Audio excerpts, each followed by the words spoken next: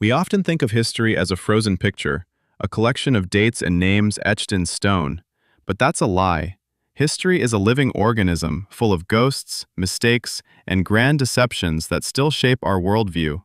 In this series, I will open 30 doors for you, each hiding a myth that once seemed like an unshakable truth. Myth number 1. Glassy eyes that reflect no past. Imagine a small, vulnerable world encased in spherical glass walls. Inside, in crystal clear water, a goldfish swims slowly, hopelessly. Its movements lack purpose, its gaze is vacant. For centuries, we have watched these silent creatures and comforted ourselves with a beautiful lie. They have no memory. Just 3 seconds and their world starts anew. 3 seconds. Suddenly, the glass prison doesn't seem so cruel. 3 seconds. Loneliness ceases to be torture because, to suffer from it, one needs to remember they are alone. This myth has served as a perfect excuse. It transformed a living being into a living decoration, a piece of furniture incapable of suffering, attachment, or longing. We gifted them to children in small aquariums, placed them on office desks, believing that their short memory was a blessing, shielding them from the dreary reality of endless circling. The legend of the 3-second memory has taken such deep root that it has become a metaphor for human forgetfulness. Memory like a goldfish, we said, and no one doubted the truth of this notion. It was too convenient to be a lie. But look deeper, beyond the glass, into those tiny, seemingly thoughtless eyes. The truth uncovered by researchers is far more complex and tragic than this myth. In the quiet of laboratories, away from our comforting misconceptions, scientists conducted dozens of experiments. They didn't just observe, they communicated with the fish in a language they could understand. In one experiment, a particular sound preceded each feeding. Weeks went by, and at the first note of that sound, the fish darted to the surface, to where the food would appear. They remembered. They anticipated. 3 seconds? No. Their memory retained that association for months. In another, even more astonishing study, the fish were trained to navigate simple mazes to reach food. They remembered the path. Moreover, when they were returned to the same maze 6 months later, they completed it significantly faster than the first time, as if vaguely recalling an old lesson. They recognized their owners, distinguishing their faces from those of strangers. They can memorize complex sequences of actions. The memory of a goldfish is not a fleeting 3 seconds. It is an archive capable of storing information for weeks, months, perhaps even years. And when this truth crashes down upon us, the glass world of a small aquarium stops being a harmless ornament. It becomes a chamber of torment for a creature that remembers every monotonous day, every lonely night. We created this myth to avoid feeling guilty. The truth is that those glassy eyes reflect not emptiness, but a long, endless past. This realization prompts us to view the world of living beings differently, beings we so carelessly denied the right to feel and remember. From the silent inhabitants of the deep, we now move to the wild forests, where another legend, born from the night, has stirred the human imagination for centuries. Myth number 2. The silver chorus for the silent queen of the night. Close your eyes and imagine. A frigid, crystal-clear night. A forest blanketed in fresh, fallen snow. And over this silence, against the inky velvet of the sky, hangs a massive full moon, flooding the world with a ghostly silver light. Suddenly, the quiet is shattered by a sound, a long, mournful, primal howl. It rises from the depths of the forest, climbing towards the stars, as if the very soul of the wild is speaking to the night's celestial body. A wolf howls at the moon. This image has become so deeply ingrained in our culture that it is now an inseparable part of it. We see it in movies, read about it in books, tell children tales of werewolves whose curse awakens under the moonlight. The myth states that wolves have a mystical attraction to the moon. They worship it as a deity.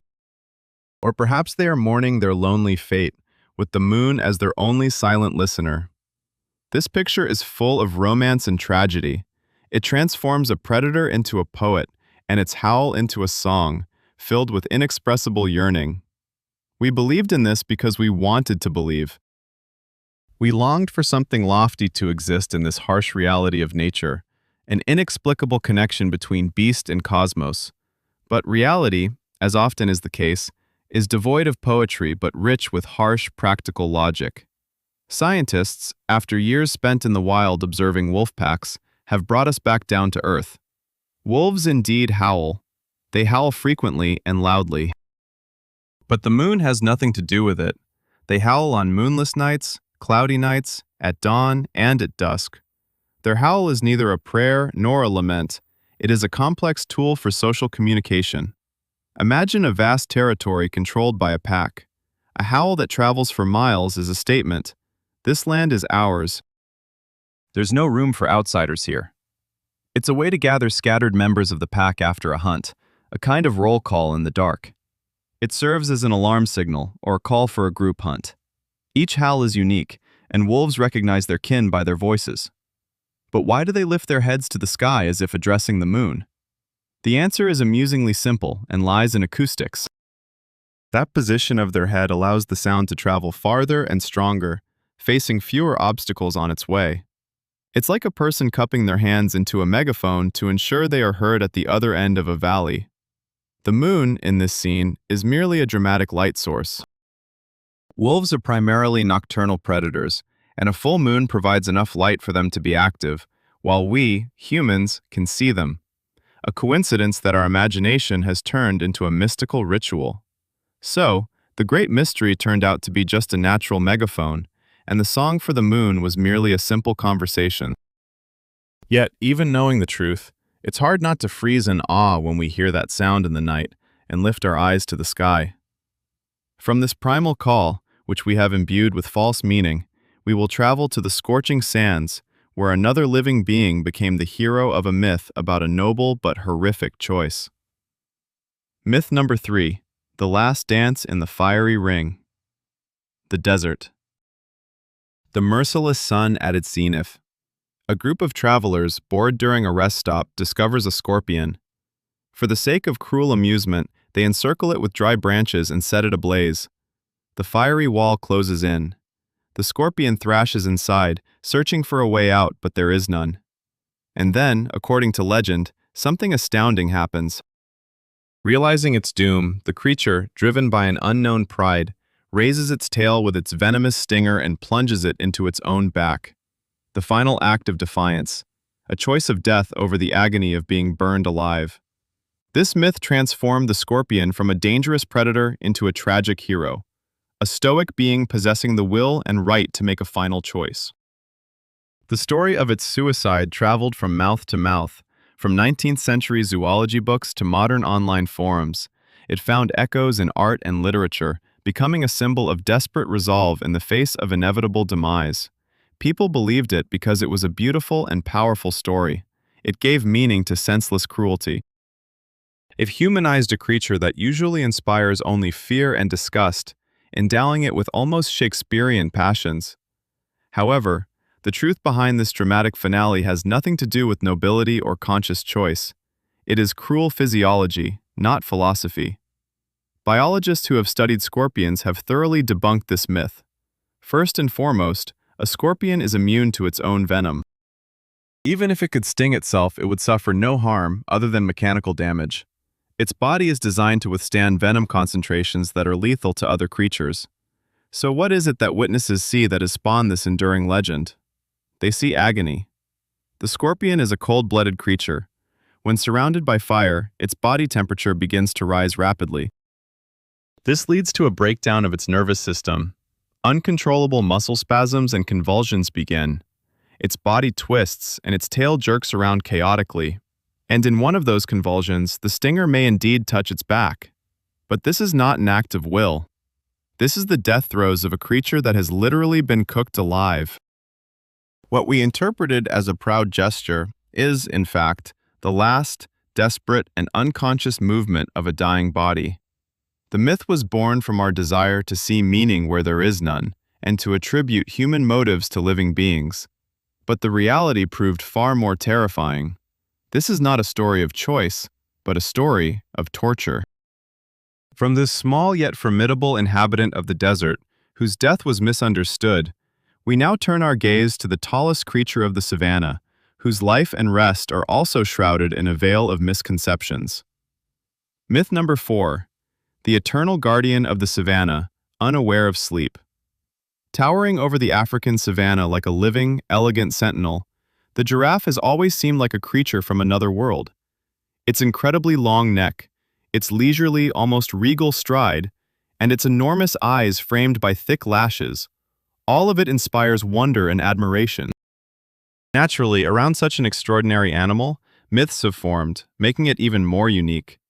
One legend claims that giraffes almost never sleep, and if they doze, it's exclusively while standing, always ready to flee from a predator at a moment's notice. This idea creates an image of an eternal watchman who never allows himself to relax, never lowers his proud head for a proper rest. People imagine giraffes standing still under the stars, briefly closing their eyes but remaining alert. This myth was fueled by rare sightings. Indeed, spotting a sleeping giraffe in the wild is quite a stroke of luck. They seem to embody tireless vigilance, adding to their majestic presence. The thought that such a large animal could be so vulnerable that it sacrifices sleep made its image even more dramatic and awe-inspiring. However, nature, while full of wonders, is governed by the unyielding laws of biology, and no large mammal can exist with virtually no sleep. The truth about giraffe sleep emerged thanks to patient zoologists and advancements in technology, such as night vision cameras. It turns out that giraffes do sleep, and they don't just do so while standing. Short periods of dozing, lasting only a few minutes, can indeed happen on their feet. But for a deep, restorative sleep, a giraffe does something truly remarkable and touching. It lowers itself to the ground, folding its legs beneath it, and bends its long neck into a graceful arc, resting its head on its hindquarters or the ground. In this position, it appears incredibly vulnerable and defenseless, the complete opposite of the eternal guardian image. Overall, a giraffe can sleep anywhere from 30 minutes to several hours a day, but this sleep is broken into numerous short intervals. Their secrecy and caution are why spotting a sleeping giraffe is so challenging. They choose the safest places and times to rest, relying on their keen hearing and sense of smell. Thus, the myth of the ever-alert giant crumbled, giving way to a much more complex and fascinating reality. The giraffe is not a supernatural guard, but a living being that has found a unique way to balance the need for rest with the necessity of survival in a world full of dangers. Its sleep is not an absence of rest, but a finely tuned adaptation shaped by centuries of evolution. From the world of animals, filled with misunderstood truths, we now shift to the realm of humans, where legends of noble heroes often prove to be far more deceptive than tales of nature. Myth number 5. The green arrow, flying from the pocket of the rich to the hand of the poor. Deep in the shadows of Sherwood Forest, where sunlight barely breaks through the thick leaves, cheerful laughter and the clinking of mugs echoed. There, by the campfire, sat he, Robin Hood, the noble outlaw in his green tunic, an unmatched archer and the defender of the oppressed. Beside him were his loyal friends, mighty Little John, the jolly Friar Tuck, and the beautiful Maid Marian. This image is familiar to everyone from childhood. The story of how Robin Hood robbed the rich to give every last coin to the poor has become one of the most powerful and enduring myths in history. He represents justice, the people's avenger who challenged greedy sheriffs and ruthless barons. For centuries, his name has been synonymous with the struggle for the rights of the common man. The legend was so compelling that historians and enthusiasts spent hundreds of years trying to find a real-life counterpart. They sifted through archives, court records, and chronicles, hoping to uncover that very Robin of Locksley who became the scourge of Nottinghamshire. People believed and wanted to believe that such a person truly existed. For if he did, then even in the darkest of times, protest was possible, and hope for justice remained alive. However, the deeper historians dug, the more elusive Robin Hood's figure became. The truth is that a single specific historical character matching all the details of the legend likely never existed. The name Robin Hood was a common nickname for any fugitive criminal or outlaw in medieval England, much like John Doe for unidentified individuals today. The ballads about him aren't biographies of one person, they are a collective folk creation developed over several centuries, from the 13th to the 15th century. In the earliest versions of these ballads, Robin Hood is far from the altruist we know. He is a ruthless and cunning yeoman, a member of the lesser nobility who feuds with the authorities out of personal grievances rather than concern for the poor. He robs, but the notion of sharing his plunder with peasants is nowhere to be found in these texts.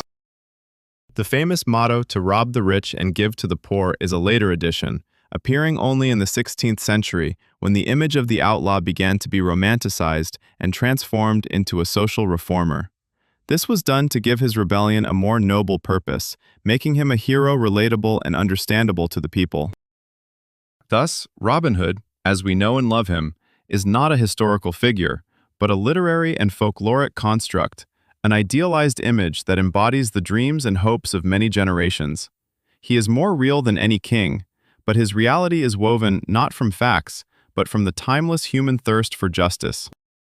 From the tale of the legendary forest bandit, we turn to a king whose authorship of great texts has also been called into question. Myth number 6, the seal of wisdom on 3 great books. In the golden halls of Jerusalem, seated on an ivory throne, was a king whose wisdom became a legend known around the world, King Solomon.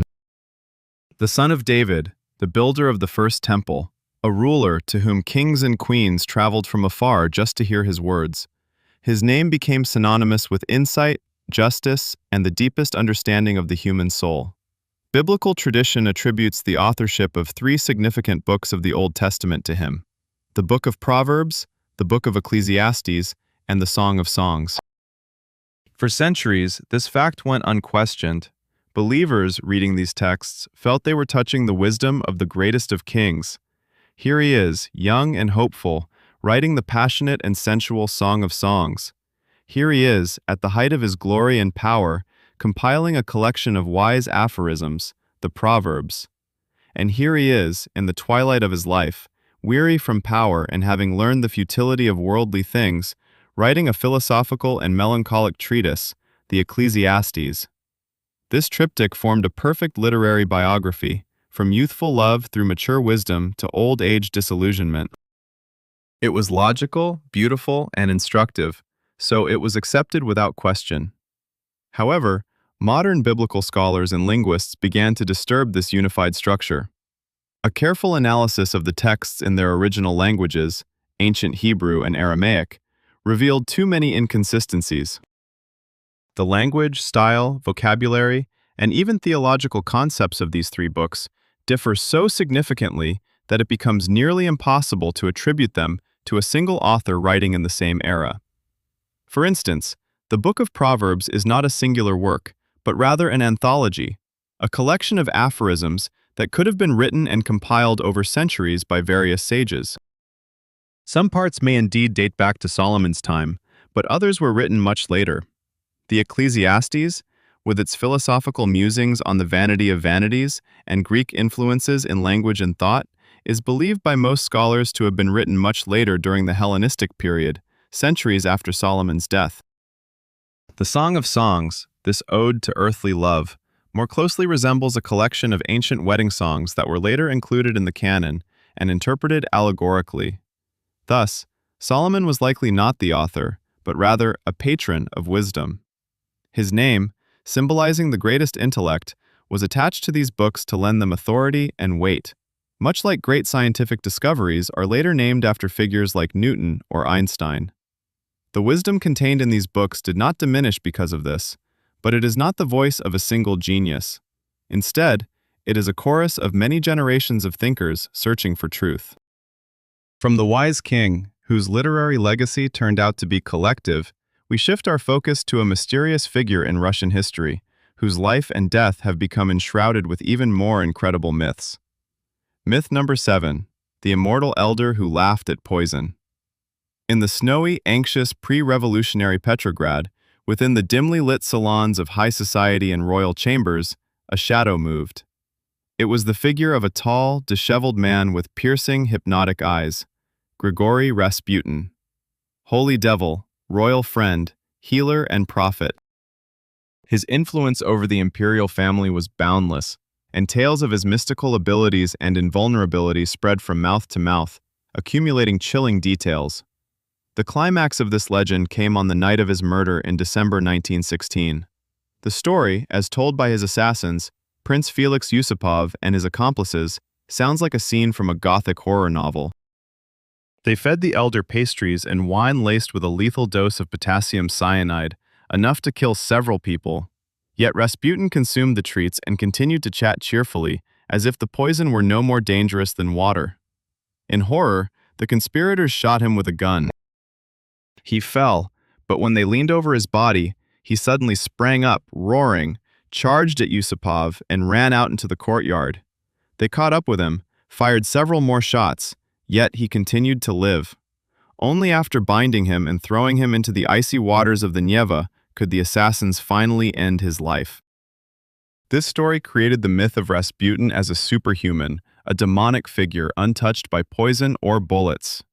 However, when we turn away from the captivating memoirs of the assassins and focus on the dry facts and forensic evidence, the picture becomes entirely different.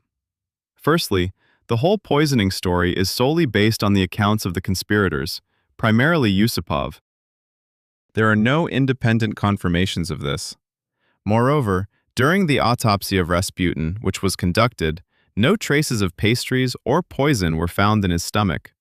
This casts significant doubt on the entire first part of the dramatic tale. Perhaps the poison did not take effect for some reason, or maybe it was never there at all, and this detail was added by Yusupov to heighten the mystical atmosphere, justifying the extreme brutality of the murder and portraying his victim not as a man, but as a creature from hell. As for the gunshots, the autopsy data shows that 3 shots were fired. One of them, to the head, was absolutely fatal and should have resulted in immediate death. This implies that the lengthy chase through the courtyard and the desperate struggle after several shots were likely artistic exaggerations created to add more drama to the story. The truth is that Rasputin was a man who was killed by a shot to the head. The myth of his invulnerability was deliberately crafted and spread by his assassins, transforming a political murder into an act of mystical exorcism, a victory over an evil that could not be defeated by ordinary means. The harsh reality of a brutal battle transformed into the legend of a clash with an immortal monster. From an enigmatic figure whose army thrived on rumors and superstitions, we shift to a great commander whose actual forces were far smaller than commonly believed. Myth number 8. The iron stream that flooded half the world. Imagine the endless expanses of Asia.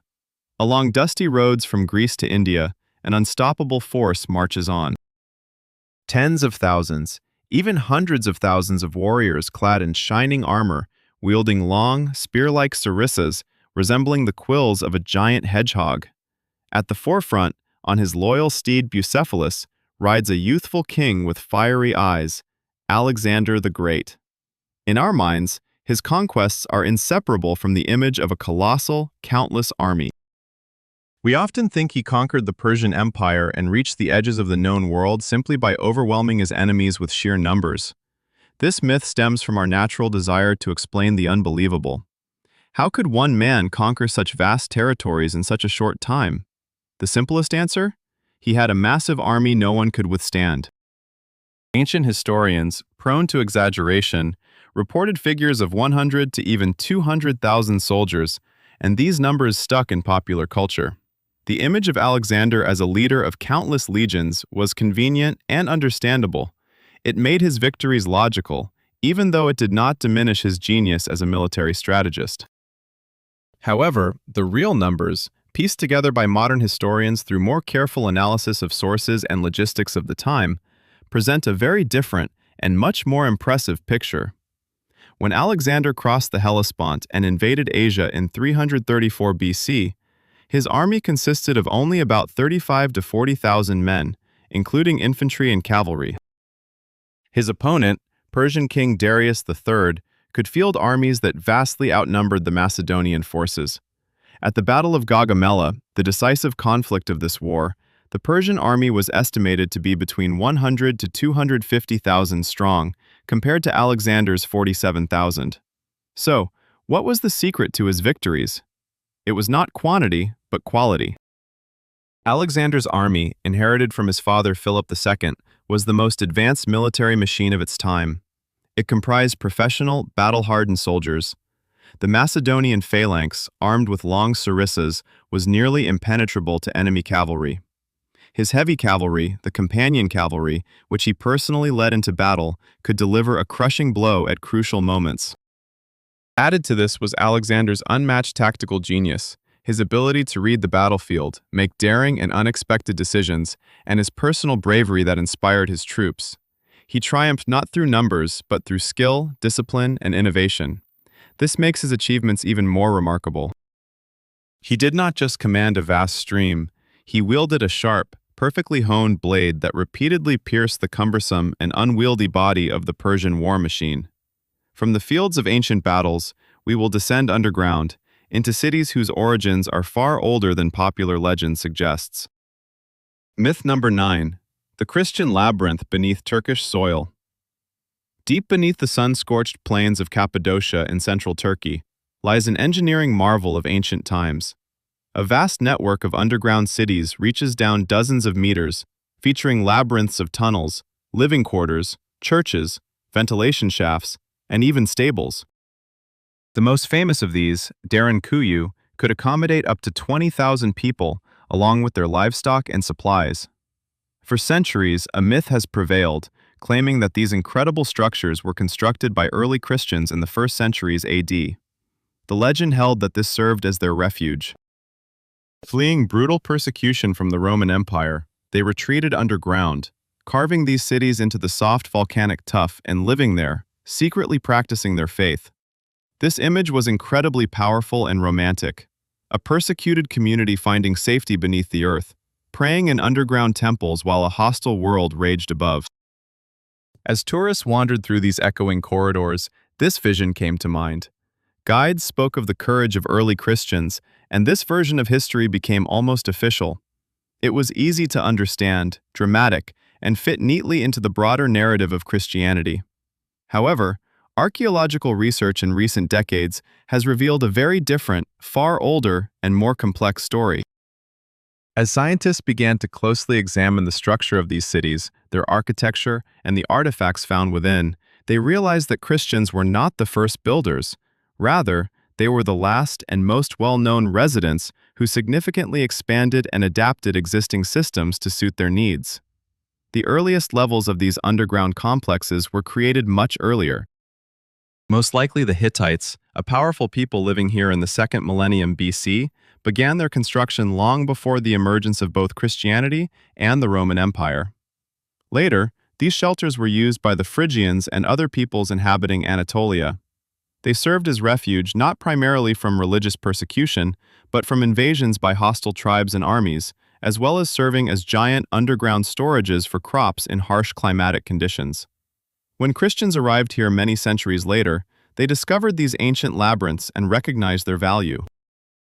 They deepened them, dug new tunnels, and carved churches and chapels into the rock, transforming the ancient hideouts into genuine underground monasteries and cities. Thus, the myth of a purely Christian origin for these cities gave way to the astonishing truth of a continuity of culture. These cities are not the creation of a single era, but rather a multi-layered archaeological cake that various peoples have built and rebuilt over nearly 3,000 years, each contributing a new chapter to its underground history. From this underground city, whose story proved to be ancient, we will now journey to the capital of the misty Albion, where a famous tower bears a name quite different from the one we attribute to it. Myth number 10. The Great Ben, which is not a tower. On the banks of the Thames, in the heart of London, stands one of the most recognizable symbols of the world, the majestic clock tower of the Palace of Westminster. Its Gothic spires reaching up into the grey London sky and its famous clock face are familiar to anyone who has ever seen a postcard or movie about the capital of the UK. Almost everyone can confidently point to this tower and say, "That's Big Ben." The name has become so intertwined with the image of the tower that it is now synonymous with it. We say, "See Big Ben," or "Take a photo in front of Big Ben," referring to the architectural structure as a whole. This myth is so widespread that even many Londoners use the name in everyday conversation. It's simple, convenient, and easy to remember. The name Big Ben sounds solid and British, perfectly fitting the image of this monumental building. The belief that the tower is called Big Ben has become a global misconception that few have bothered to challenge. But the truth, as is often the case with famous landmarks, lies in the details. Big Ben is not the name of the tower, it's the nickname for the largest and heaviest of the 5 bells housed within that tower. The very bell whose deep, resonant chime marks each hour for the people of London and resonates around the world thanks to BBC radio broadcasts. It weighs nearly 14 tons. There are two versions of how it got its nickname. One claims it was named after Sir Benjamin Hall, the Commissioner of Works, who was a man of considerable size. The other, more popular version, suggests it was named after a well-known heavyweight boxer, Ben Comte. For most of its history, since being built in 1859, the tower was officially called simply the Clock Tower of the Palace of Westminster. It was only in 2012, to mark the 60th anniversary of the Queen's reign, that it was officially renamed the Elizabeth Tower.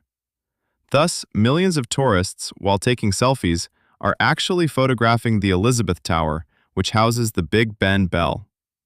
This myth beautifully illustrates how a striking and catchy nickname for one detail can completely overshadow and replace the official name of the whole. There's no malice in this misunderstanding. It's merely a quirky historical mix-up that does nothing to diminish the grandeur of either the tower or its famous chime.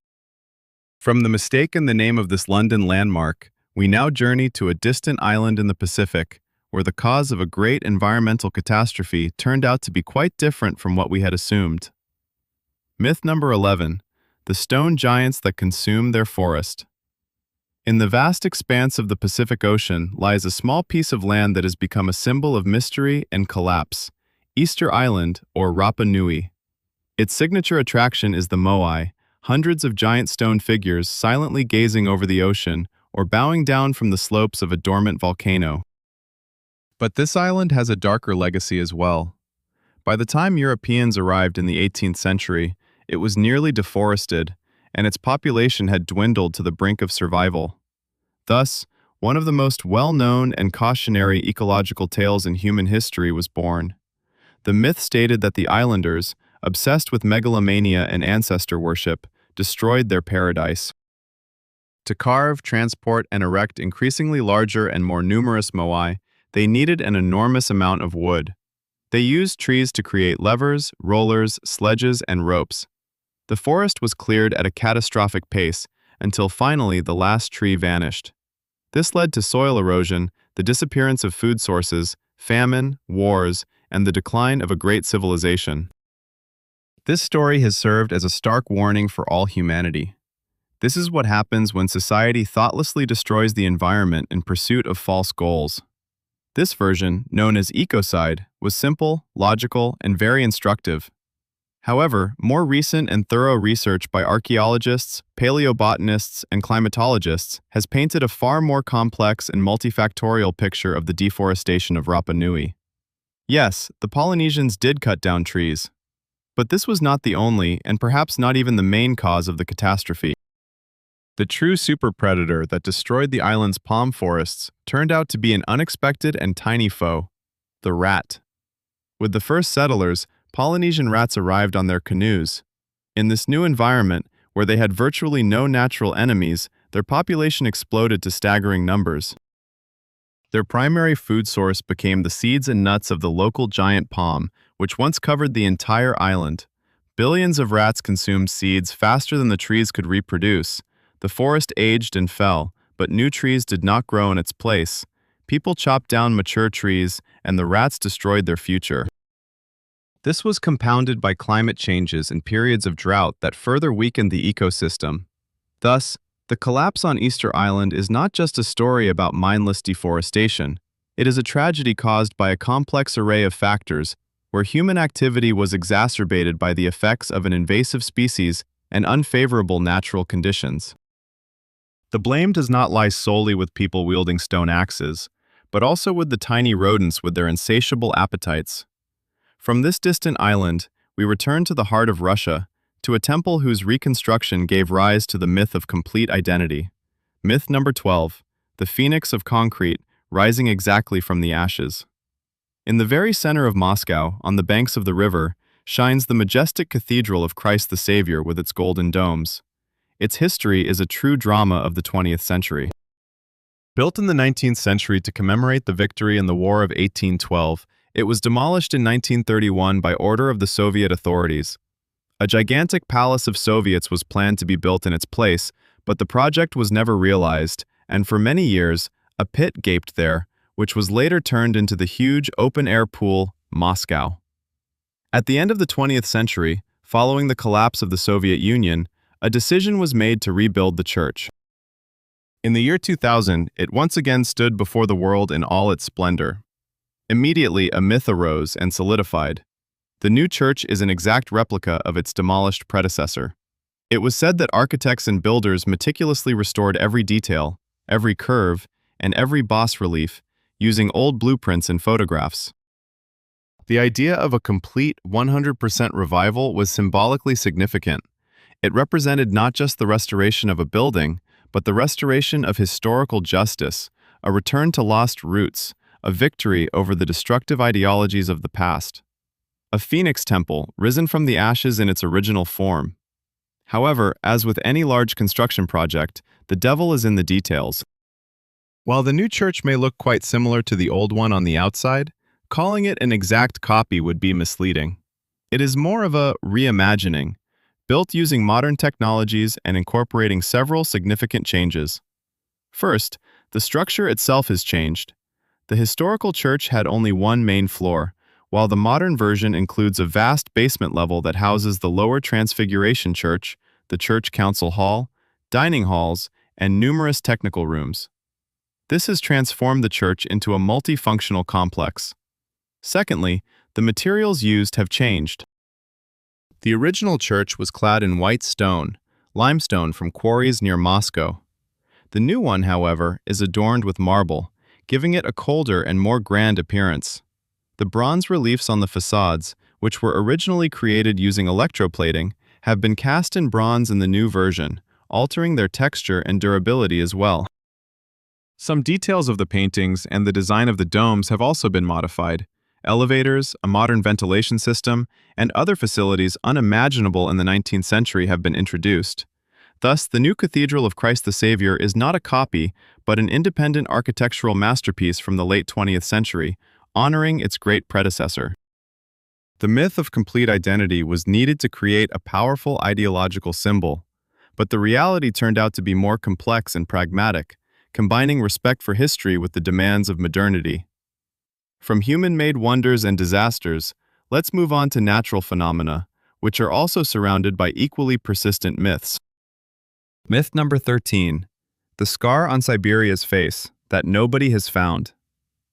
On the early morning of June 30th, 1908, in the remote Siberian taiga near the Podkamenia-Tunguska River, an event occurred that still stirs the minds of scientists and mystery enthusiasts alike. A monstrous explosion erupted, with a force estimated in the tens of megatons, thousands of times more powerful than the atomic bomb dropped on Hiroshima. The shockwave circled the globe twice, and across a vast area of 2,000 square kilometers, the forest was flattened like matchsticks. The main myth took shape almost immediately. A giant Tunguska meteorite struck the Earth. In people's minds, the scene of the collision was vivid. A massive celestial body, heated by friction with the atmosphere, crashes into the taiga, leaving behind a giant smoldering crater, a scar on the face of the planet. For decades, expeditions ventured into this remote area, hoping to find the crater and the meteorite fragments. This idea was simple and clear. It fit into the familiar worldview.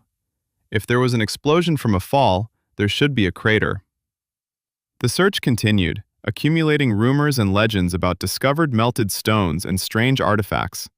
But as the years went by, the key piece of evidence, the crater, remained unfound.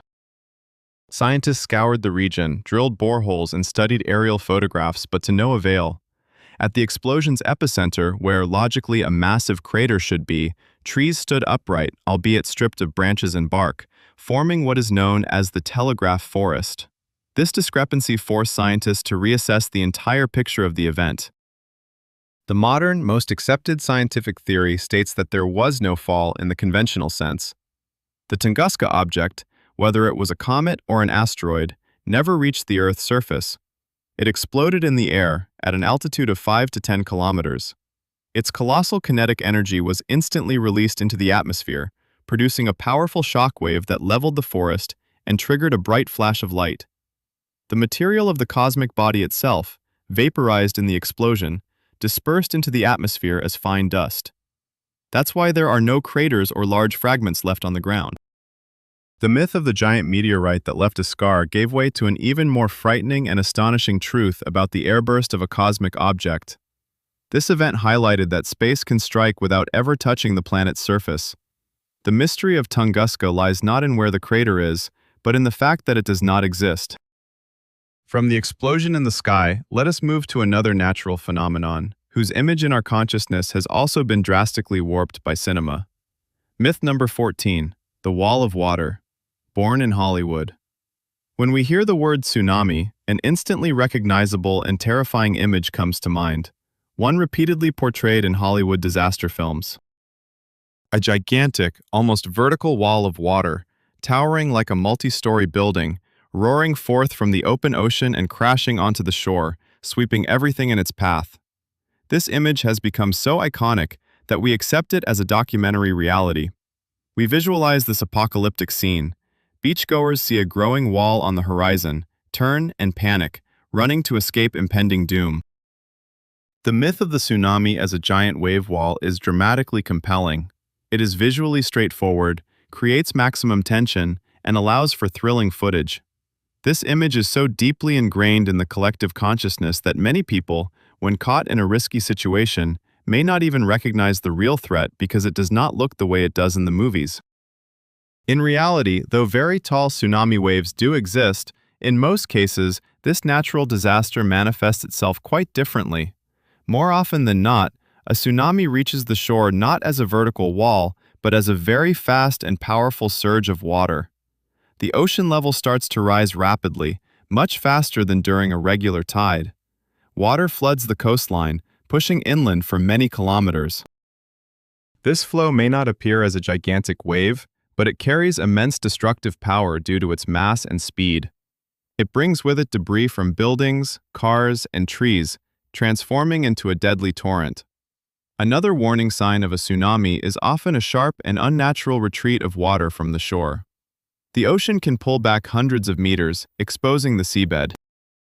People who are unaware of this phenomenon may, out of curiosity, walk out to collect shells on the newly exposed ground, not realizing that in just a few minutes, the full force of the ocean will crash down on that very spot. The cinematic myth is dangerous because it creates a false impression of the phenomenon. People expect a wall of water and may ignore the real signs of danger, the unusually fast incoming tide or a sudden retreat. The truth about tsunamis is less dramatic but far more insidious. It is less a crash and more a suffocating, relentless flooding. From earthly forces, let us turn our gaze to the heavenly body, whose color is also a subject of widespread misunderstanding. Myth number 15. The golden sphere in the blue sky. Ask any child, or even an adult, to draw the sun. With almost 100% certainty, they will reach for a yellow or orange crayon. In our minds, in our language, in our culture, the sun is firmly associated with these colors. We say golden rays of the sun, yellow solar disk. We see it this way every clear day, a bright, warm, yellow sphere drifting across the blue sky. At sunset, it turns orange or even red, creating picturesque landscapes. This myth about the color of the sun is so fundamental that it seems absurd to even question it. We see it with our own eyes every day. This belief is reinforced by all our visual imagery, from children's drawings to photographs and paintings. A yellow sun is as basic a truth as green grass or a blue sky. But our eyes, or more precisely our brains, deceive us, and Earth's atmosphere helps them do so. In fact, the sun is white. If we could see it from space, without the filter of the atmosphere, we would witness a dazzlingly bright white light. The sun emits light across the entire visible spectrum, and when all the colors of the rainbow mix together, they produce white. So why do we see it as yellow on Earth? The culprit behind this optical illusion is a phenomenon known as Rayleigh scattering. When sunlight passes through the atmosphere, gas molecules, mostly nitrogen and oxygen, scatter shorter wavelengths of light, like blue and violet, much more than longer wavelengths like red, orange, and yellow. This scattered blue light is what gives the sky its blue color. The direct sunlight that reaches our eyes is depleted of the blue portion of the spectrum. When some blue is removed from white light, our brain perceives the remaining light as yellow. During sunrise and sunset, when sunlight has to travel through an even thicker layer of the atmosphere, even more blue and green light gets scattered, leaving only the longer wavelength red and orange parts of the spectrum to reach us. That's why sunsets are so colorful. Therefore, the color of the sun that we see is not its true color, but a result of its interaction with our atmosphere.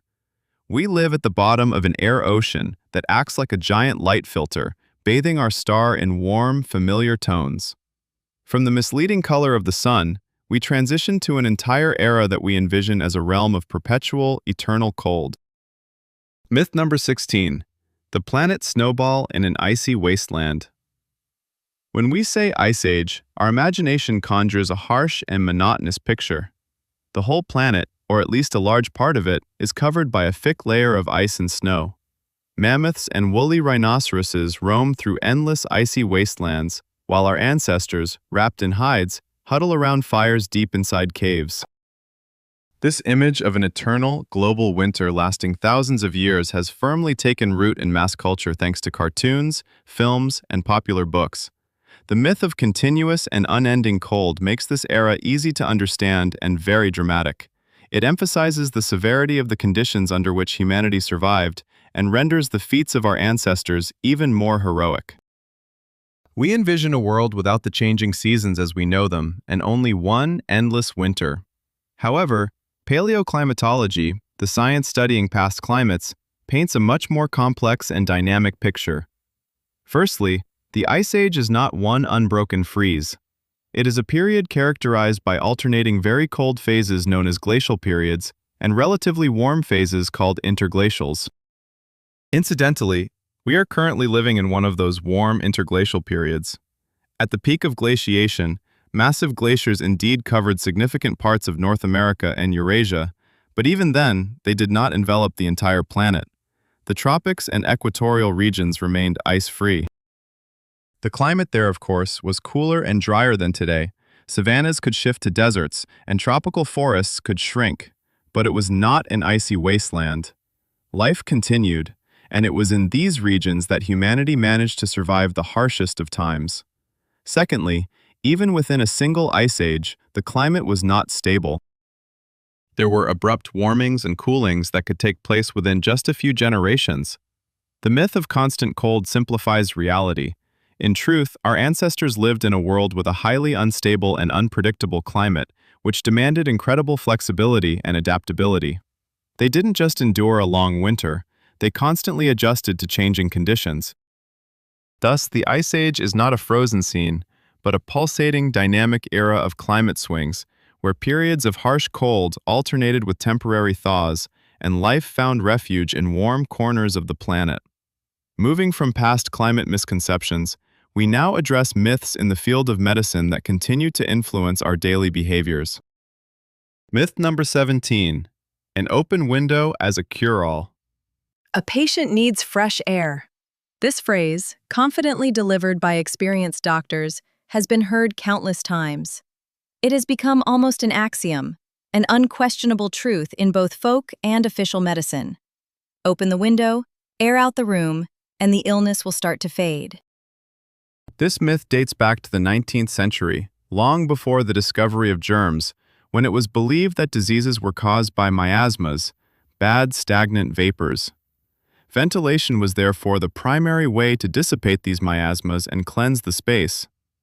This idea was so strong that it survived even after the germ theory revolution, with only a slight adjustment in justification. Now, fresh air was needed to reduce the concentration of viruses and bacteria indoors. The belief in the healing power of an open window became part of our cultural code. We air out rooms in the mornings, throw open hospital windows, and view stuffiness as a chief enemy of health. And in many cases, this is indeed beneficial. Ventilation does reduce the concentration of pathogens in the air and can improve well-being. However, elevating this principle to an absolute and considering it a cure-all for any illness is a dangerous misconception. Many situations exist where an open window may not help and could even be harmful. Imagine a person suffering from an allergy to birch pollen. For them, an open window during flowering season is not a source of freshness, but a direct pathway for allergens that can trigger a severe attack. Or consider a resident of a major metropolis whose window overlooks a busy highway. The air rushing into their room will be filled with exhaust fumes, fine dust, and other pollutants that certainly won't aid recovery, particularly in cases of respiratory illnesses. What about during a cold winter? Sudden chilling of a body weakened by illness could lead to complications like bronchitis or pneumonia. Modern medicine approaches ventilation in a much more nuanced manner. It's not just about fresh air, it's about clean, humidified air at the optimal temperature. Often, utilizing air purification and humidification systems is far more effective than simply opening a window to the outside. Thus, the myth of the unconditional benefits of an open window is a dangerous oversimplification. Like any medication, fresh air is beneficial in moderation and under the right circumstances. In some cases, however, it can even become harmful. Moving away from common medical myths, let's delve into the past to debunk the myth of the total unsanitary conditions among medieval doctors. Myth number 18. Surgeons covered in blood and dirt, unaware of cleanliness. The Middle Ages. We often envision this era as one of darkness, superstition, and complete lack of sanitation. When we think of a medieval doctor or surgeon, we picture a caricature, someone in a blood-stained apron, with unwashed hands, using rusty tools recently employed for butchering. This character is seen as ignorant, dismissive of hygiene, and even less cleanly than a peasant. This myth paints a picture of a total regression in medicine following the fall of the ancient world. We believe these doctors had no knowledge of the importance of cleanliness during surgeries and wound treatment, leading to widespread infections and high mortality rates. This image serves as a convenient contrast to highlight the progress of modern medicine, allowing us to cringe at the Dark Ages.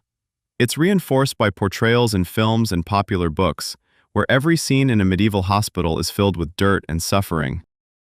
However, if we turn to actual medical texts from that period, preserved in the libraries of monasteries and universities, we find a different story. Yes, the germ theory had yet to be discovered, and doctors were unaware of bacteria and viruses.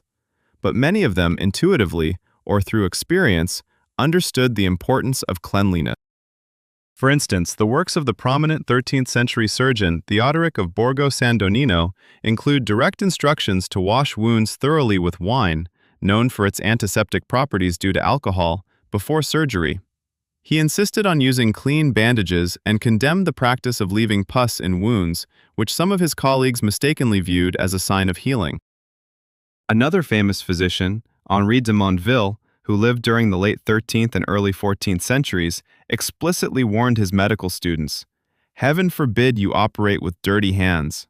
He advised surgeons to keep not only their hands and tools clean, but also their clothing and even their hair. Of course, hygiene standards were not what they are today, and many doctors ignored these rules. But the myth that all medieval physicians were filthy and unlearned is an unfair and gross generalization. Among them, there were true professionals who were centuries ahead of their time, laying the groundwork for asepsis and antisepsis, even if they didn't fully understand the theoretical principles behind them.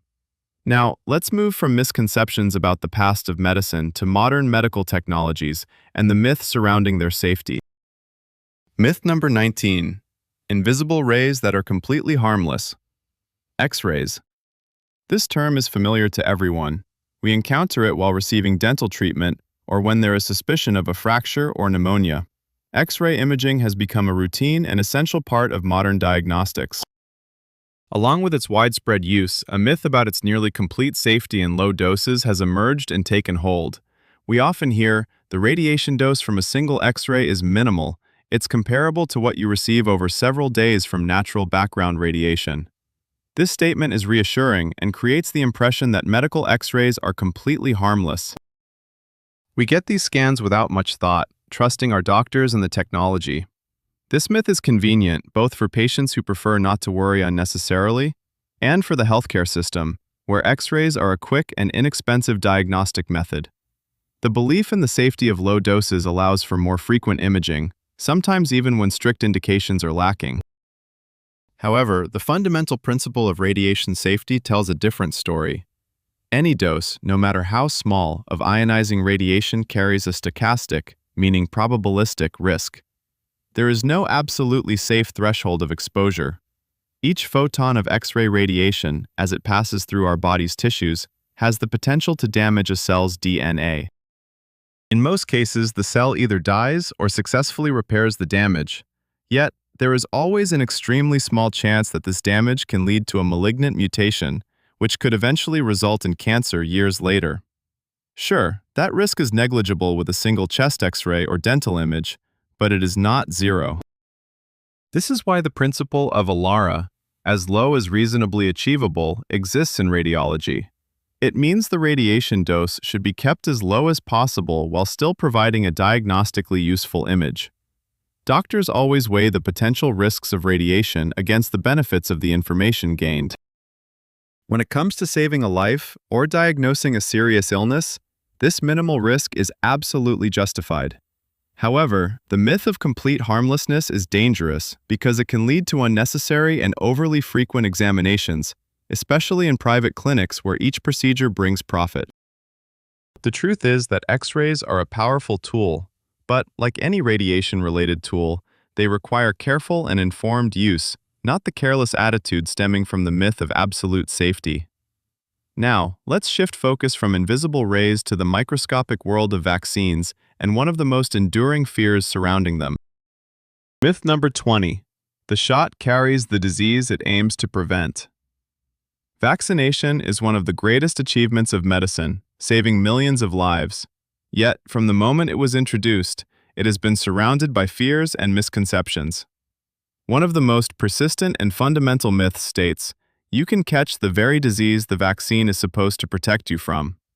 This fear seems instinctively understandable, since weakened or killed pathogens are introduced into the body. What if they aren't weakened enough? What if they wake up and trigger a full-blown illness?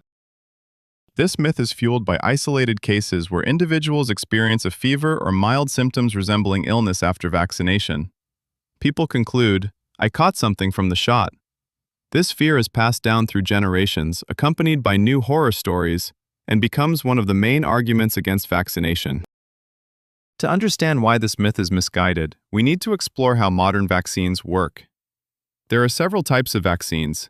Inactivated, killed vaccines, such as those for polio or whooping cough, contain dead pathogens. They cannot come back to life and cause disease, just as a photograph of a tiger can't eat you. They simply show the immune system what the enemy looks like, helping it learn to recognize it. Subunit or recombinant vaccines, like those for hepatitis B or HPV, contain only parts of the virus or bacteria, usually proteins. This is even safer, as theoretically, these fragments cannot assemble into a complete pathogen. The only type of vaccines where this fear has some historical basis is live attenuated vaccines, such as those for measles, mumps, and rubella, MMR, or the oral poliovirus vaccine, DROPS. They do contain live viruses, but they are weakened in laboratory conditions to the extent that they cannot cause disease in a person with a healthy immune system. They may provoke only a mild, controlled immune response, which builds protection. It's this reaction, such as a slight fever or rash, that people mistakenly interpret as the disease itself. In extremely rare cases, in individuals with severe immune deficiencies, these weakened viruses could cause vaccine-associated diseases. But for the vast majority of the population, this is impossible. Thus, the myth that modern vaccines can make you sick arises from a misunderstanding of how they work. A mild post-vaccination reaction is not illness. It's a sign that your immune system is functioning and learning to fight against real threats. Now, we shift from fears born of science to fears mired in mysticism and the workings of our own minds. Myth number 21. The mirror whisper, foretelling doom. A dimly lit room. A lone candle casts flickering shadows on the walls. In the center is a mirror, its surface resembling still black water. You gaze into your reflection, and your heart begins to race. There is an ancient and eerie belief. If you say a person's name 3 times in this setting, you can glimpse their future in the mirror, specifically, their death. This myth falls into the category of urban legends and superstitions, whispered from one person to another, stirring the imagination. It taps into our primal fear of mirrors as portals to another world and the belief that one can peek behind the veil of the future. People who have practiced this have shared chilling tales, how their reflection momentarily twisted into a skull, or how a dark figure appeared behind them. This legend persists because it plays on the most delicate strings of our psyche, the anxious anticipation, the fear of darkness, and the desire to uncover the unknown. But behind this mystical ritual lies no magic, only a scientifically explainable phenomenon known as the Troxler effect, or peripheral fading. Our brains are wired to ignore static, unchanging stimuli. If you fixate on one point for an extended period without blinking, peripheral images will start to fade, blur, or distort. The same happens when you stare at your face in a dimly lit mirror for too long. Your eyes and brain begin to tire of the static image. Neurons responsible for perceiving specific facial features reduce their activity. As a result, the brain starts to fill in the picture, using information from the subconscious, drawing on our fears and expectations. Facial features may begin to melt, distort, eyes might seem like empty voids, and mouths can appear as predatory grins. Adding to this is the psychological factor. The very atmosphere, the darkness, a candle, the tense anticipation of something terrifying heightens our anxiety. We want to see something supernatural, and our brains obligingly provide this by interpreting optical illusions as mystical signs. Reciting the name 3 times enhances this effect of self-suggestion, focusing our consciousness on a specific person and their fate. Thus, the mirror does not reveal the future. Instead, it reflects the whimsical play of our own perception. The horror we experience is born not in the realm beyond the mirror, but in the depths of our own minds. From the dark mirror, let's move to a lighter, festive tradition that also turns out to be a myth. Myth number 22. The pagan kiss under the sacred bough. Christmas. The air is filled with the scent of pine and cinnamon. Families gather in homes adorned with garlands. Among all the Christmas traditions, there is one particularly romantic, the kiss under the mistletoe. A couple caught beneath a sprig of this evergreen plant with white berries is supposed to kiss.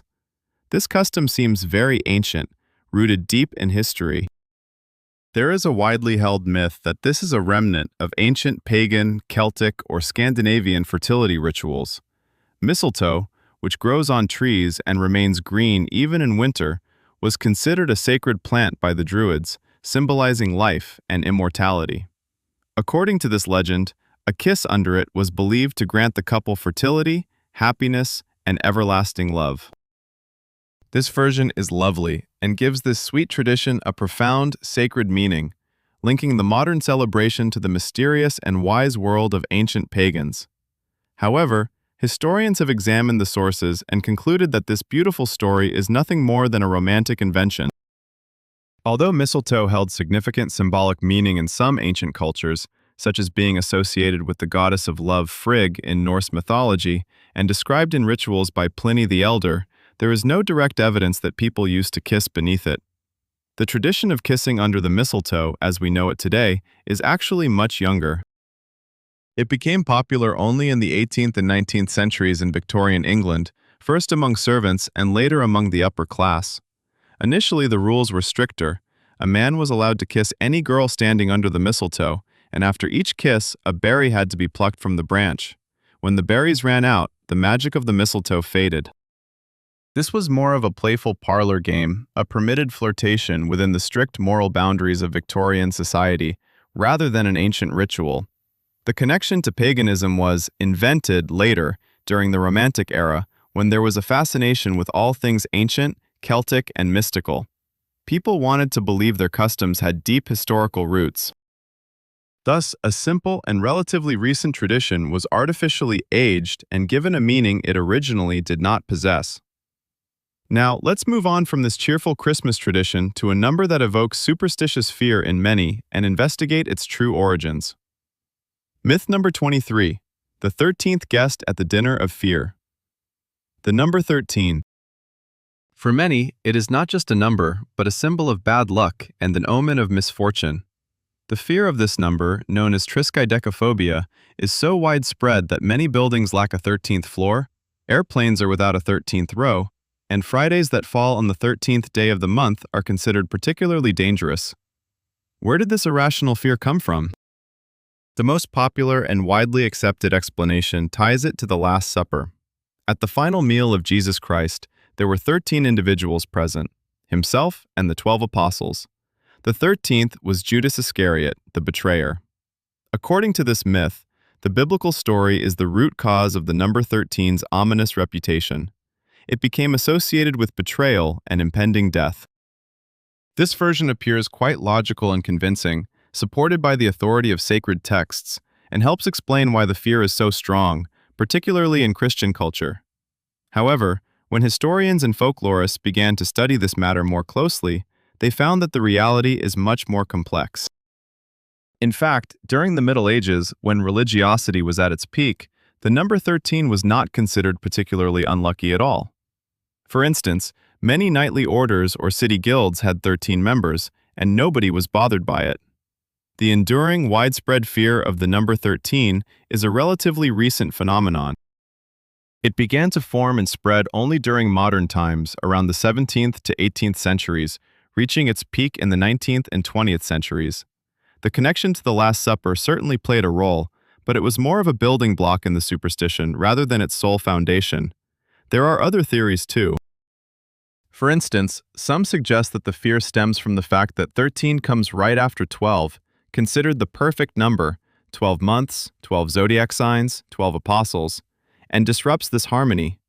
Others believe it traces back to ancient lunar calendars, where some years had 13 months, leading to confusion. However, the main point is that triskaidekaphobia in its modern form is not an ancient terror from the depths of time. Instead, it's more of a social construct of recent centuries that absorbed various cultural associations, including biblical ones, and has been amplified through literature, the press, and film. From the number associated with bad luck, let's move to the action believed to ward it off. Myth number 24. Knocking on wood against dark forces. Knock on wood to avoid bad luck. This phrase, along with the accompanying ritual of knocking 3 times on any wooden object, is known and performed by countless people, even those who don't consider themselves superstitious. This action has become almost an automatic reflex. Said something good about your future or boasted about your luck, instantly, your hand reaches for a table, a door, or the nearest tree. Where did this peculiar custom come from? The most popular and beautiful version suggests that it dates back to ancient pagan times, when our ancestors believed that spirits lived in trees, both good and evil. According to this legend, knocking on wood had a dual purpose. If you mentioned something positive, you knocked to distract the evil spirits, preventing them from hearing about your good fortune and doing harm. Conversely, you could knock to awaken the good spirit residing in the tree and ask for protection and favor. This theory connects us with our distant ancestors and their mystical worldview, giving a simple, everyday gesture deep, sacred meaning. However, like many ancient traditions, this narrative might be a later romanticization. While belief in tree spirits, dryads, leshy, indeed existed in many cultures, there is very little direct evidence that they practiced such a tapping ritual. There is also another, less mystical but more plausible theory. It connects this custom to a children's game from the 19th century, popular in Britain, called Tiggy Touchwood. In this game, similar to our version of tag, whoever managed to touch a wooden object gained temporary immunity. They couldn't be tagged. Wood, in this context, symbolized a safe haven. Over time, this game mechanic could have transitioned into adult life as a symbolic gesture for protection against misfortune. There's also a Christian version, linking the knocking on wood to touching the tree of the cross on which Christ was crucified, serving as a way to invoke divine protection. Determining which version is correct is difficult, but it's clear that the myth of a purely pagan origin is just one of several possibilities. Most likely, the modern tradition is a blend of various beliefs and practices, echoes of ancient cults, childhood games, and religious symbols that have merged over time into a simple and comprehensible ritual. From myths steeped in ancient history, let's transition to artifacts and events from more recent times, which, too, have accumulated their own legends. Myth number 25. The first snap of the shutter that captured the world. In the history of technology, there are pivotal moments that forever changed the world. The invention of photography is one of them. For the first time, humanity had the ability to capture reality not through the brush of an artist, but through the impartial eye of a lens. And within the popular narrative surrounding this invention has cemented the myth of the first photograph in the world. Typically, this refers to an image known as View from the Window at Le Gras, taken by the Frenchman Joseph Nicephore Niepce in 1826 or 27. In this blurry, barely distinguishable heliogravure, rooftops and trees can be seen. This image is presented as the earliest successful attempt at photography, the starting point from which a new era began. It is held in a museum, reproduced in textbooks, and has become an icon symbolizing the birth of photographic art. We believe that before this moment, nothing existed, and this snapshot was the first glimmer of light in the dark room of history. However, to call View from the Window the very first photograph is a significant simplification of a complex and lengthy process of invention.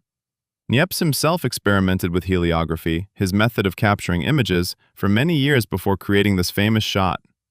There is evidence that he made other, earlier prints, but they have either not survived or were less successful. For instance, there is a 17th century engraving depicting a cardinal, which Niepce copied using his method back in 1825.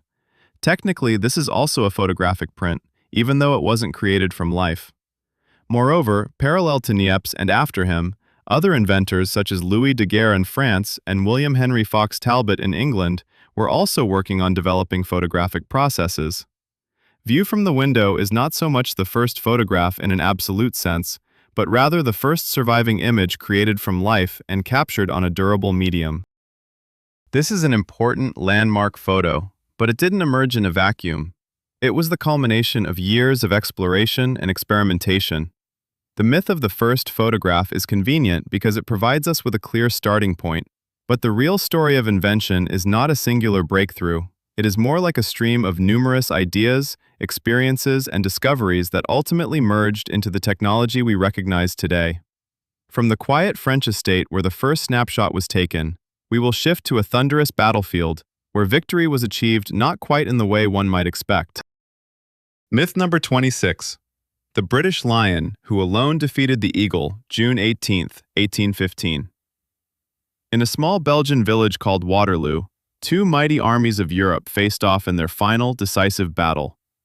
On one side stood Emperor Napoleon Bonaparte, who had returned from the island of Elba, eager for revenge. On the other, the Allied army led by British Field Marshal the Duke of Wellington. In British and broader English-speaking historiography and culture, the Battle of Waterloo is presented as a triumph of British arms and British spirit. Central to the narrative is Wellington and his inflexible thin red line, the British infantry that withstood all the fierce assaults from the French cavalry and guard. The myth tells us that it was the British, demonstrating extraordinary resilience and courage, who single-handedly broke Napoleon's power and ended his era. This version is quite flattering for national pride and creates a heroic image of a nation that saved Europe. In countless books and films, the focus is primarily on the confrontation between Wellington and Napoleon, while other participants in the battle remain in the background. However, this picture is incomplete and distorts the actual course of the battle. The victory at Waterloo was a coalition victory, with a crucial turning point played by a third force, the Prussian army under the command of Field Marshal Gebhard von Blücher. Throughout most of the day, Wellington's army truly heroically resisted the French onslaught. But by evening, its forces were dwindling, and reserves were nearly exhausted. Napoleon was already preparing to deliver a final crushing blow with his old guard. It was at this critical moment, in the afternoon, that the advance units of the Prussian army began to arrive on the battlefield. The Prussians, having faced defeat at the hands of Napoleon just 2 days earlier at the Battle of Ligny, managed to regroup and make a strenuous march to aid their ally. Their flank and rear assault on the French army took Napoleon completely by surprise and forced him to divert precious reserves to counter this new threat. The attack by the Old Guard on British positions faltered, and the overall advance from the Prussians sparked panic and retreat among the French troops. Wellington himself later acknowledged, "Without the Prussians, we would not have managed." Thus, the Battle of Waterloo was not a solo triumph for the British, but a brilliant example of the successful cooperation between two Allied armies. The myth of a solitary victory was later created to cater to national pride, but the truth is, it was the joint efforts of both the British Lion and the Prussian Black Eagle that brought down the Eagle. From the battlefield, where men decided the fates of empires, we will now move to the drawing rooms of the Victorian era, where women fought their own, no less fierce battle with fashion. Myth number 27. Iron embraces for every lady of the empire. Victorian England. An era of industrial revolution, a strict moral code, and corsets. In our minds, the image of a Victorian woman is inextricably linked with this garment. Imagine all women, from aristocrats to servants, strapping themselves into stiff whalebone corsets from the very start of the day, aiming for an unnatural wasp-like waist. Servants pull the laces tight, while ladies faint from lack of air, their internal organs shifting and ribs deforming. This myth paints a picture of women's total submission to a cruel fashion, turning the corset into a symbol of oppression and sacrifice. This idea is supported by medical illustrations from the time, which show the horrifying effects of wearing corsets, as well as dramatic scenes in historical films. It seems that all women in Victorian society lived within these iron embraces. However, social historians and fashion experts, after examining archives, letters, and existing garments, have concluded that this image is a significant exaggeration. Firstly, not all women wore corsets. They were relatively expensive pieces of clothing, especially the high-quality ones. Peasant women, factory workers, servants, and others from lower social classes either didn't wear them at all due to interfering with physical labor, or wore simpler, softer bodices that merely supported their figures, rather than constricted them. Secondly, even among those who did wear corsets, the extreme waist reduction to 40 or 50 centimeters was the domain of only a small group of the most daring fashionistas from the upper class. For most women, corsets served the same purpose as modern bras or shapewear. They supported the bust and back, created a fashionable silhouette, but were not laced to the point of near suffocation. Thirdly, the fainting spells often associated with corsets were caused by a complex set of factors: stuffy, unventilated rooms, heavy layered clothing, anemia, which was common at the time, and a general nervousness prescribed to women as a sign of refinement. The corset merely made the situation worse, but it was not the sole reason. Therefore, the myth of widespread and extreme corset wearing is an oversimplification that takes extreme fashion expressions as a basis and spreads them across all of society. The reality was much more varied and depended on a woman's social status, occupation, and personal choice. From the constricting fashion, we set sail into open waters, toward the legends of those who lived by the laws of freedom and profit. Myth number 28. The cross on the map leading to buried treasure. Yo-ho-ho and a bottle of rum. The black flag with a skull and crossbones flutters from the mast. A one-legged pirate with a parrot on his shoulder holds a weathered, yellowed map. It displays the winding outlines of an uninhabited island, and in a hidden spot, a thick red cross with the inscription, "Dig Here." This image, of pirates burying their treasures and making maps, has become one of the most enduring and romantic myths of the golden age of piracy in the 17th and 18th centuries. It transforms ruthless marauders into adventurers and treasure seekers. The idea that somewhere on the remote islands of the Caribbean, treasures filled with golden doubloons and pieces of eight still lie buried ignites the imagination and inspires treasure hunts. This myth is so powerful that it has become an inseparable part of the entire pirate aesthetic in literature, film, and games. However, when historians turn to the actual documents from that era, court records, ship logs, letters, they found almost no evidence to support this beautiful legend. The overwhelming majority of pirates never buried their treasures. There were several good reasons for this. First, pirate loot rarely consisted of chests filled with gold. More often, it included goods like fabrics, sugar, rum, weapons, and navigational instruments. They needed to sell these items as quickly as possible, not bury them. Secondly, the life of a pirate was short and dangerous.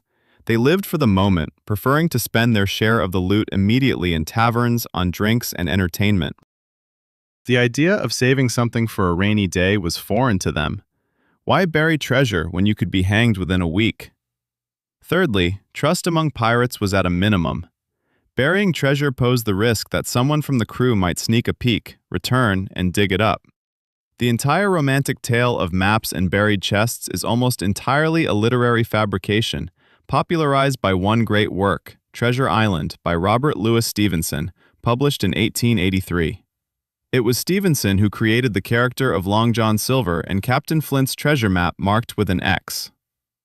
Of course, there were exceptions. A notable case is Captain Kidd, who did bury part of his loot before his arrest, but this was more of an exception that confirms the rule. Thus, the image of the treasure-seeking pirate is a product of literature, not history.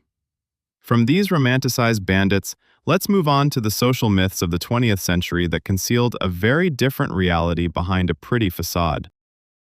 Myth number 29. The Happy Queen of the Kitchen in the Gleaming Suburb. The 1950s in the United States. This period is portrayed in the collective consciousness as the golden age of the American dream. The war is behind, the economy is booming, and the country is developing cozy suburbs filled with identical houses and green lawns. At the center of this idyllic world is the perfect housewife. With her flawless hair and makeup, dressed in a lovely dress and an apron, she greets her husband with a smile at the end of his workday, raises 2 obedient children, and expertly manages the latest household appliances, gleaming refrigerators, washing machines, and vacuum cleaners. Advertising and popular television shows of that time created and reinforced the myth that American housewives of the 50s were utterly happy. They found their true calling and full self-fulfillment in managing the household, caring for their families, and creating comfort. Any other ambitions related to career or education were considered excessive and even harmful to a woman's nature. This image was very convenient for a society eager to guide women who had worked in factories during the war back to the kitchen to free up jobs for returning men. However, behind this glossy facade lurked a deep and quiet drama. Many women, educated and tasting independence during the war, felt unhappy and unfulfilled in this golden cage of suburbia. Sociologist Betty Friedan, in her famous book The Feminine Mystique, referred to it as the problem that has no name. It was a feeling of emptiness, isolation, and depression experienced by millions of women, yet rarely spoken aloud. Their lives, reduced to routine household chores, seemed meaningless. A stark but telling indicator of this hidden distress was the dramatic rise in the consumption of tranquilizers and antidepressants, such as Milltown, which were colloquially known as Mommy's Little Helpers. Doctors commonly prescribed them to women complaining of anxiety and despair. Thus, the myth of universal happiness among housewives in the 1950s was a propaganda construct that ignored and silenced the real psychological issues faced by an entire generation of women trapped between societal expectations and their own unfulfilled aspirations. From the American dream with its hidden problems, we now turn to the Soviet reality, where the absence of one issue was simply official doctrine. Myth number 30. A state of full employment where no one was superfluous. In the Soviet Union, a state of workers and peasants, one fundamental ideological tenet proclaimed, "There is no unemployment in the USSR." This phrase was repeated from high platforms and printed in newspapers and textbooks. The right to work was enshrined in the Constitution, and the state guaranteed every citizen a job. Against the backdrop of the Great Depression and ongoing unemployment in capitalist countries, this statement became one of the key trump cards of Soviet propaganda, demonstrating the advantages of a planned economy. In the minds of many, both within and beyond the country's borders, The myth took hold that the unemployment issue in the Soviet Union had been resolved once and for all. Everyone was needed, everyone had a job, and no one was left out of the workforce. However, reality was much more complicated than this ideological cliché. Officially, unemployment did not exist, as labor exchanges had been abolished as early as 1930. But the absence of unemployment on paper did not mean it didn't exist in reality. Instead, it took on different, hidden forms. First, there was what was known as hidden unemployment within enterprises. Factories in a planned economy often maintained excess staff to meet production quotas, even when there wasn't enough work for everyone at the moment. People could spend hours idly, pretending to be busy while still receiving their pay. This led to low labor productivity while maintaining reports of full employment. Secondly, there was a phenomenon known as employee turnover. A person could resign from one job and spend several months looking for another. During this time, they were not officially considered unemployed. Instead, they were classified as temporarily not working or not engaged. In reality, however, they were without a job and income. Thirdly, during periods of economic difficulty or industrial restructuring, companies could place workers on forced administrative leave without pay or with reduced wages. This was another form of hidden unemployment. Finally, there was a law against parasitism. On one hand, it aimed to combat those who were unwilling to work, but on the other hand, it served as a tool to exert pressure on dissenters, forcing people to accept any job available, even if it was not suitable for them, in order to avoid criminal prosecution. Thus, the myth of total absence of unemployment in the USSR was a powerful ideological tool, but it obscured the real issues of economic inefficiency, hidden unemployment, and the lack of freedom of choice in the labor market. The truth is that while almost everyone had some form of work, the question remained whether that work was real or truly necessary. This inquiry, however, remains hidden behind the scenes of a grand social experiment.